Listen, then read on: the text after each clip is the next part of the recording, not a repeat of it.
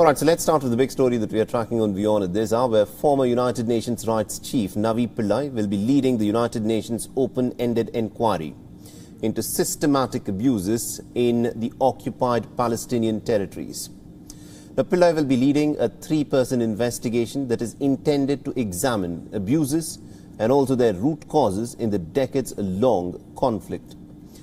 The probe was triggered during a special session of the Council which focused on the deadly violence that was inflicted in the Palestinian territories that escalated in the month of May.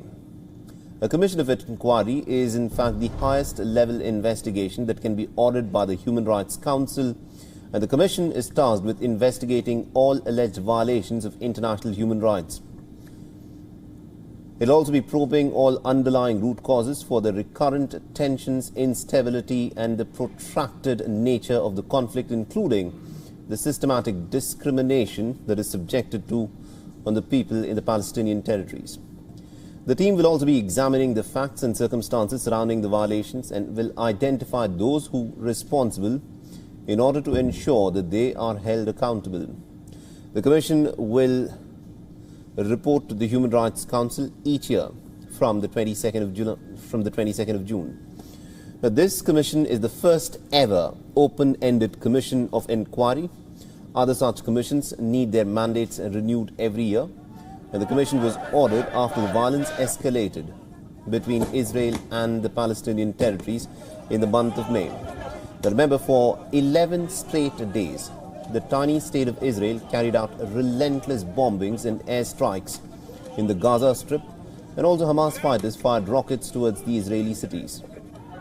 It is estimated that about 250 Palestinians were killed in the bombings, while 13 Israelis were also killed in the counterfire. Israel has rejected this United Nations resolution, this United Nations Human Rights Council, and has said that it will not cooperate into this international probe on violations of human rights in the territories that it governs.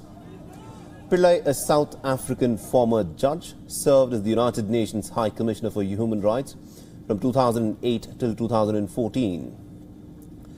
And she'll be joined by Milun Kothari of India, the first United Nations Special Rapporteur on adequate housing, and also Australian international human rights law expert Chris Sidoti. WION is now available in your country. Download the app now and get all the news on the move.